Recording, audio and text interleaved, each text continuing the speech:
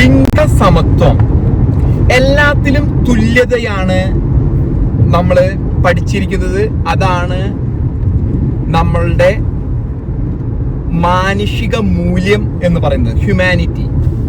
ലിംഗസമത്വം, ജാതി മത ഭേദമന്യേ, വർണ്ണം ജാതി മതം. നമ്മളിപ്പോ ഇന്ത്യയിൽ എടുക്കണമെങ്കിൽ ജാതി, കാസ്റ്റ് അങ്ങനെയുള്ള പ്രോബ്ലംസ് ഒക്കെയാണ് നമ്മൾ ഫേസ് ചെയ്യുന്ന ഇന്ത്യയിലെ പ്രോബ്ലംസ്. എന്നാൽ ചില പ്രദേശങ്ങളിൽ ഇപ്പൊ അമേരിക്ക, ഐക്യനാടുകളുടെ പ്രശ്നം വർണ്ണവിവേചനം, അതായത് കറുത്ത വർഗ്ഗക്കാർ തമ്മിൽ, അതല്ലെങ്കിൽ കളേർഡ് പീപ്പിൾ, വെള്ളക്കാർക്ക് മറ്റു വിഭാഗത്തോട് റിവേഴ്സ് റേസിസവും നടക്കുന്ന ഒരു ഇതുണ്ട്. ഞാൻ ഇന്ന് ഇതുമായിട്ട് പ്രതിപാദിക്കുന്ന വിഷയം എന്ന് പറയുന്നത് ലിംഗവിവേചനത്തെ പറ്റിയാണ്. ഇന്ന് കേരളത്തില് ബോച്ചെ എന്നറിയപ്പെടുന്ന ബോബി ചെമ്മണ്ണൂരിനെ കഴിഞ്ഞ ദിവസം അറസ്റ്റ് ചെയ്യുന്ന സാഹചര്യം ഉണ്ടായി. ഈ കേസ് ഒരു പക്ഷെ കോടതിയിലെത്തുമ്പോൾ തള്ളിപ്പോകാൻ സാധ്യത വളരെ കൂടുതലാണ്.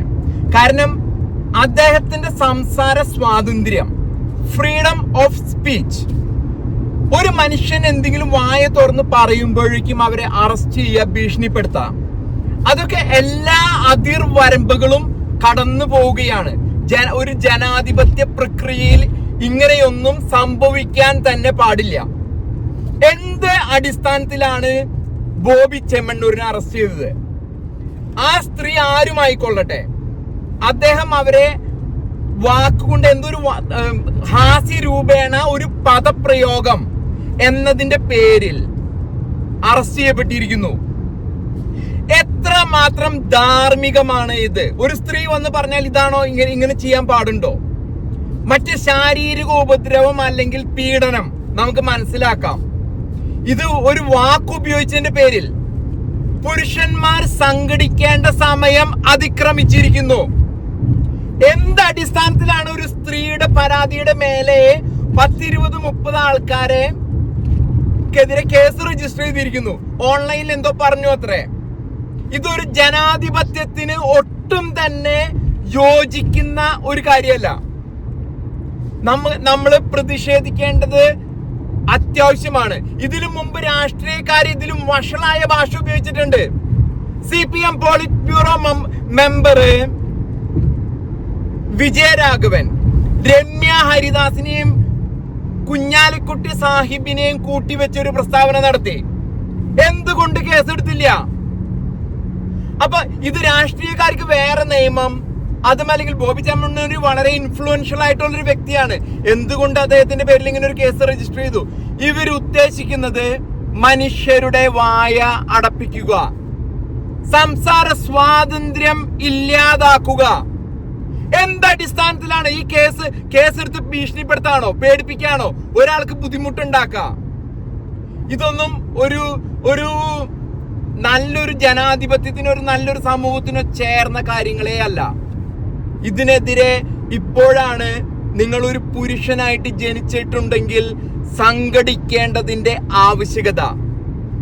കാരണം ഇതില് നമുക്കറിയാവുന്ന പോലെ ഞാനിപ്പോ ഇരിക്കുന്നത് അമേരിക്കൻ ഐക്യനാടുകളില് പ്രസിഡന്റ് അല്ല, കോൺഗ്രസ്മാൻ അല്ല, സെനറ്റർ അല്ല, സിനിമാ നടനല്ല, ആര് തന്നെ ആയിക്കോട്ടെ, അവരെ വിമർശിക്കാനും എന്ത് പറയാനുള്ള അവകാശമുണ്ട്.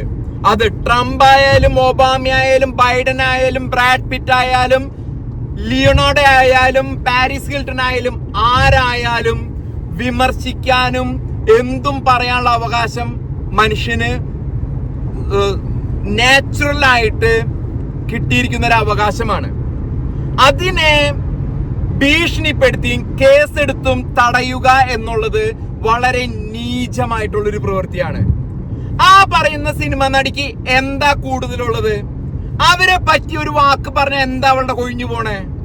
ആർക്കാ അവളെ സുഖിപ്പിച്ചിട്ട് എന്ത് കാര്യം കിട്ടുന്നേ?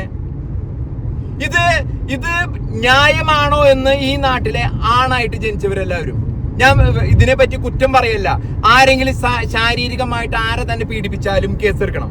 അതല്ലാതെ എന്തെങ്കിലും ഒരു വാക്ക് പറഞ്ഞു എന്ന് പറഞ്ഞ് കേസെടുക്കാനായിട്ട് സാധിക്കുന്നതല്ല. അല്ലെങ്കിൽ വേണമെങ്കിൽ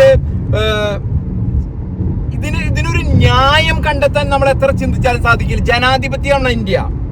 ഇത് മറ്റ് എവിടെയും സംസാര സ്വാതന്ത്ര്യം ഇല്ലാത്ത കമ്മ്യൂണിസമോ ഇസ്ലാം നിയമത്തിന്റെ അണ്ടറിലോ ഉള്ള രാജ്യമല്ല നമ്മുടേത്. പ്രത്യേകിച്ച് കേരളം പോലെ പ്രബുദ്ധതയുണ്ടെന്ന് പറഞ്ഞ രാജ്യത്ത് നമുക്ക് തെരഞ്ഞെടുക്കാനും വോട്ട് ചെയ്യാനുള്ള അവകാശമുണ്ട്. ഇങ്ങനെയുള്ള ആൾക്കാരെയൊന്നും നമ്മൾ വോട്ട് ചെയ്ത് വിജയിപ്പിക്കാൻ പാടില്ല.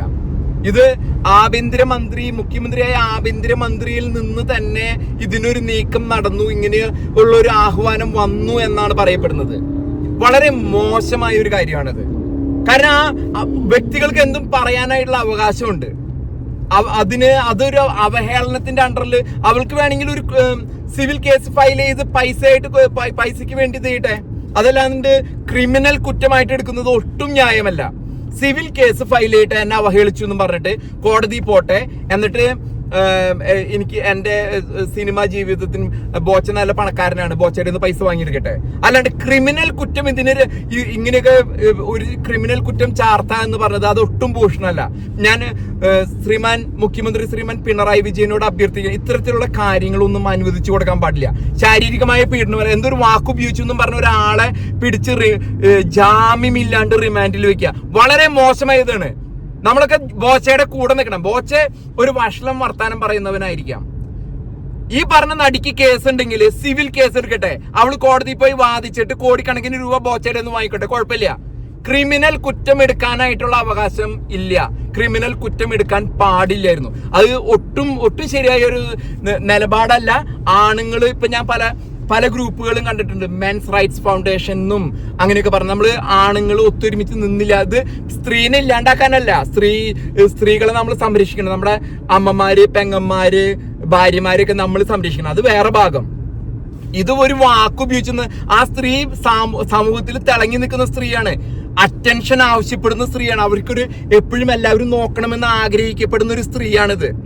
എന്നിട്ട് അവളെ പറ്റി ഒരു വാക്കുപയോഗിച്ചെന്നും പറഞ്ഞിട്ട് അതിനുവേണ്ടി നടന്നിരുന്ന ഒരു വ്യക്തിയാണ്, സിനിമാ നടിയാണ്, പബ്ലിക്കിന്റെ മുമ്പിലുള്ള ഒരു പബ്ലിക് ഫിഗറാണ്. അവളെ പറ്റി എന്തെങ്കിലും പറഞ്ഞു എന്നും പറഞ്ഞ് ക്രിമിനൽ കുറ്റം, സിവിൽ കേസ് എടുത്തോട്ടെ, അവൾക്ക് പോയി കോടതിയിൽ പോയി ഒരു വക്കീലിനെ വെച്ച് കേസ് അന്വേഷിച്ച് ബോച്ചയ്ക്കെതിരെ ഒരു 10 കോടിക്ക് കേസ് കൊടുക്ക്. എന്നിട്ട് ജഡ്ജി തീരുമാനിക്കട്ടെ, അവൾ വാദിക്കട്ടെ, അവളുടെ നെയിം ആൻഡ് ഫെയിം, അവളുടെ പ്രശസ്തിക്ക് ഭംഗം പറ്റിയിരിക്കുന്നു എന്ന് പറഞ്ഞ് അവള് കേസ് കൊടുക്കട്ടെ. അതല്ലാതെ ക്രിമിനൽ കുറ്റം എടുത്ത ഒരാളെ ജാമ്യമില്ലാണ്ട് ഉള്ളിലിടാന്ന് പറഞ്ഞാൽ ഒട്ടും അംഗീകരിക്കാൻ പറ്റില്ല. ഈ നാട്ടില് കേരള മണ്ണിൽ ജനിച്ചിരിക്കുന്ന എല്ലാ ആണുങ്ങളും സംഘടിക്കേണ്ട സമയമായി. അതല്ലെങ്കിൽ വെറുതെ എന്നെ പീഡിപ്പിച്ച് എന്നും പറഞ്ഞ് പെണ്ണുങ്ങൾ കൊണ്ടുവന്ന് ആണുങ്ങളെ ഉള്ളിലിടുന്ന സമയം അടുത്ത് വരുന്നുണ്ട്. ഇത് സമ്മതിക്കാൻ പറ്റില്ല. നമ്മളിത് എന്ത് വില കൊടുത്തും ചെറുത്ത് നിന്നേ പറ്റുള്ളൂ.